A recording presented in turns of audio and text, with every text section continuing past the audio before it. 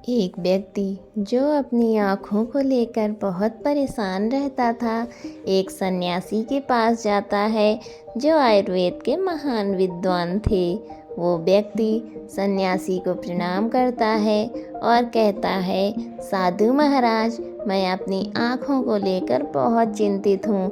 मेरी आँखों की रोशनी दिन ब दिन कम होती जा रही है। मुझे चीज़ें धुंधली दिखाई देती हैं।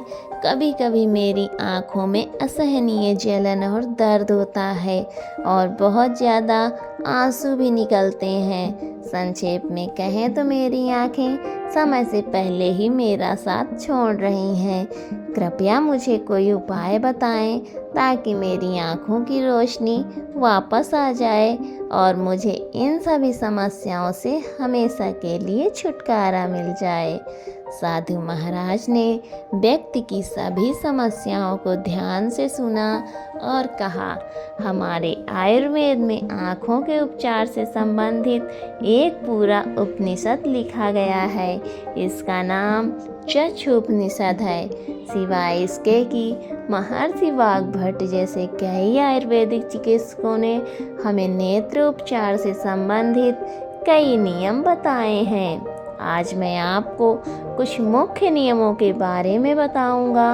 इन नियमों का पालन करने से कुछ ही हफ्तों में आप अपनी आँखों की रोशनी में आश्चर्यजनक बदलाव देखेंगे। अगर आप इन नियमों का पालन लंबे समय तक करते हैं तो आपकी आँखों की सभी बीमारियां जड़ से खत्म हो जाएंगी और आपकी आँखें हमेशा स्वस्थ और दृष्टि से भरपूर रहेंगी। तो आँखों की स्वस्थ रखने के लिए पहला जो आयुर्वेदिक नियम है वो है, यदि आप रोज़ सुबह अपनी आँखें धोते हैं तो अपनी आँखों में पानी के छींटे मारें। इसलिए इन्हें ऐसे न धोएं, बल्कि सबसे पहले अपने मुंह में पानी भरें और अपनी दोनों आँखों में कम से कम 20 छींटे डालें। छींटें इतनी तेज नहीं होनी चाहिए कि आँखें लाल हो जाएं और दर्द करने लगें, बल्कि इतनी तेज़ी से छींटे मारें कि पानी आँखों के अंदर चला जाए। अधिक देर तक आँखों में छींटे मारने से आँखों की छोटी से छोटी गंदगी भी पानी के साथ बाहर निकल जाती है। मुंह में पानी रखने का कारण ये होता है कि जब हम आँखों में पानी की छींटे मारते हैं तो आँखों की गंदगी मुंह या नाक की बजाय सीधे आँखों से ही बाहर आती है। हमारी आँखों की कई बीमारियाँ गंदगी या कीचड़ के कारण उत्पन्न होती हैं। कण हमारी आँखों में चले जाते हैं, इसलिए जब हमारी आँखें साफ होंगी तो हम उन बीमारियों से बच सकते हैं। आयुर्वेद में आँखों को स्वस्थ रखने का दूसरा नियम है सूर्यदेव के दर्शन करना। आपको प्रतिदिन लगभग 5 मिनट के लिए सूर्यदेव को देखना है, लेकिन दोपहर में या तेज धूप में नहीं। केवल सूर्योदय से 1 घंटे पहले या सूर्यास्त के 1 घंटे बाद तक। सबसे अच्छा ये होगा कि आप सूर्य को उगते और डूबते हुए देखें, और यदि आपको इसकी आवश्यकता महसूस हो तो आप अपनी पलकें भी झपका सकते हैं। शुरुआत में 1 मिनट से शुरू करें और फिर धीरे धीरे इसे 5 मिनट तक ले जाएं। सूर्य दर्शन के समय सूर्य की किरणें हमारी आँखों में प्रवेश करती हैं और वे हमारी आँखों को ठीक करती हैं। अंत में अपनी दोनों हथेलियों को आपस में रगड़ें और अपनी आँखों पर रखें। याद रखें, अपनी आँखों पर दबाव न डालें, बस अपनी आँखों को अपनी हथेली से ढक लें। इससे हमारी आँखों को आराम मिलता है। चक्षुपनिषद में सूर्यदेव को आँखों का चिकित्सक कहा गया है।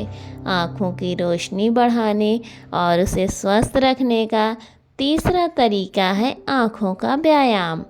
आप इसे कहीं भी और हर जगह कर सकते हैं, लेकिन इसे सुबह या सोने से पहले करना ज़्यादा फायदेमंद होता है। सबसे पहले अपनी आँखों को 10 बार ऊपर नीचे करें, 10 बार ऊपर और 10 बार नीचे। जितना हो सके ऊपर नीचे करें, सावधान रहें, आँखों के साथ सिर नहीं हिलना चाहिए, सिर स्थिर होना चाहिए, केवल आँखें हिलनी चाहिए।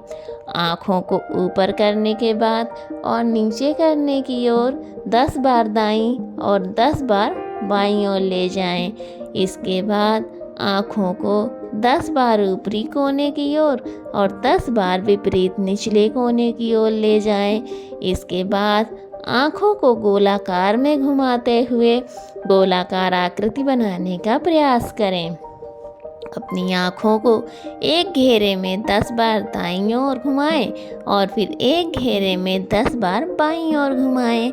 फिर सबसे महत्वपूर्ण व्यायाम ये है कि अपने हाथ के अंगूठे को दोनों आँखों के बीच अपनी नाक के पास रखें, अपने नाखून के शीर्ष को देखें, फिर धीरे धीरे अपने अंगूठे को बिना ध्यान भटकाए दूर ले जाएं। इस दौरान अपना पूरा ध्यान अपने अंगूठे की नाखून पर रखें। जैसे ही अंगूठा हट जाए तो अपना ध्यान अंगूठे के नाखून से हटाकर उसके पीछे की वस्तु पर केंद्रित करें और फिर से अंगूठे के नाखून पर ध्यान केंद्रित करें। इससे धीरे धीरे अपने नाक के पास वापस लाएं।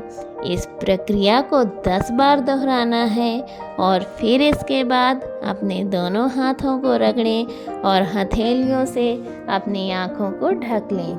अपनी आँखों को आराम दें। हमारी आँखों के आसपास कई मांसपेशियाँ होती हैं जो हमारी आँखों को चलाती हैं और नियंत्रित करती हैं। व्यायाम के बिना ये मांसपेशियाँ कमज़ोर होने लगती हैं, लेकिन इस प्रकार का व्यायाम करने से आँखों की मांसपेशियाँ मजबूत होती हैं और वो अपनी खोई हुई ताकत वापस पा लेती हैं।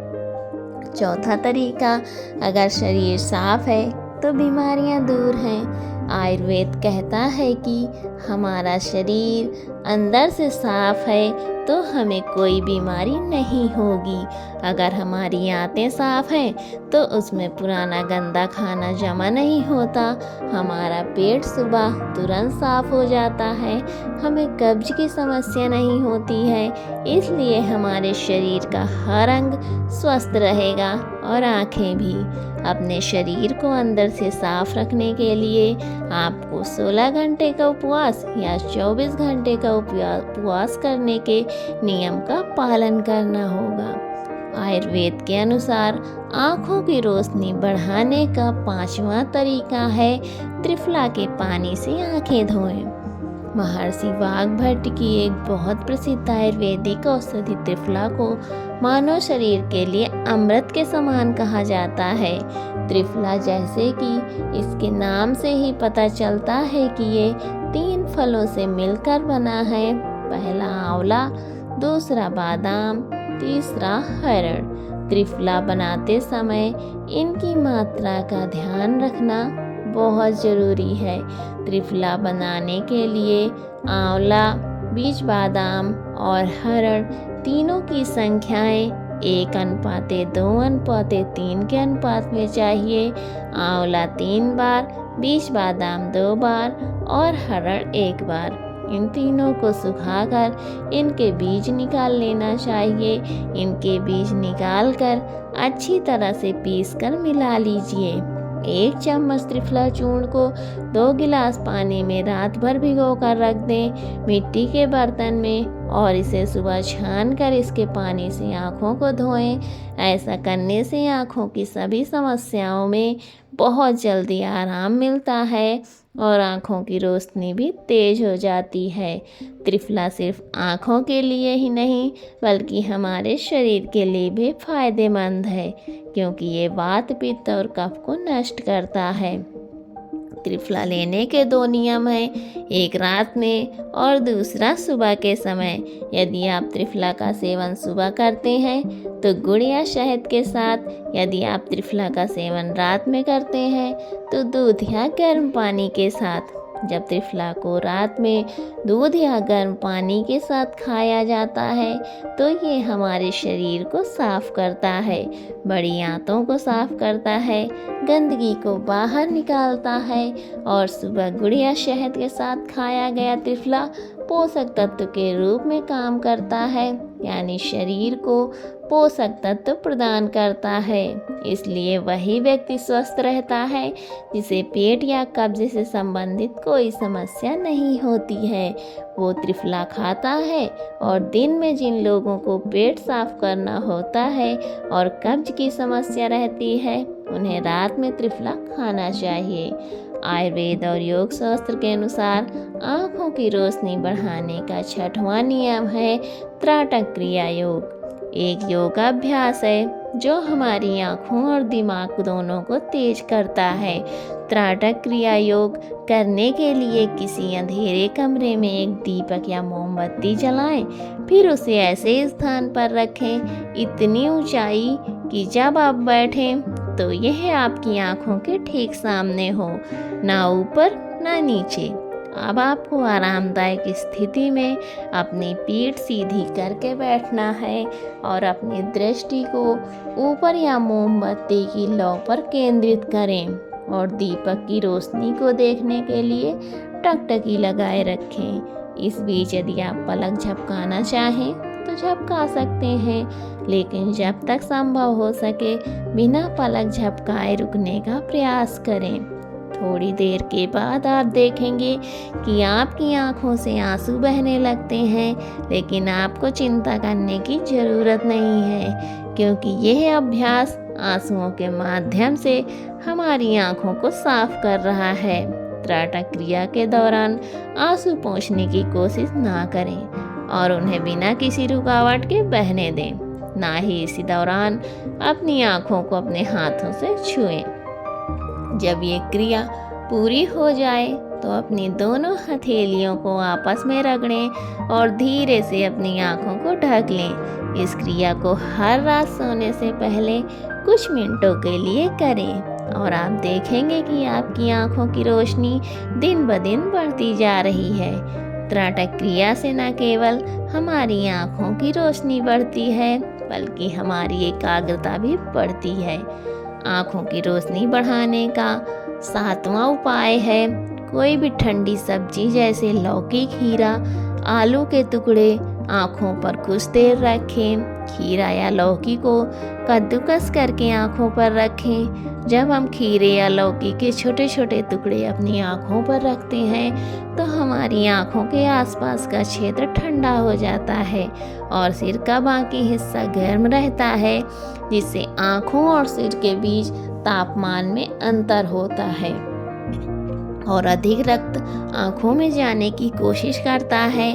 जिस स्थान पर रक्त का प्रवाह अधिक होता है वहाँ इलाज अपने आप शुरू हो जाता है।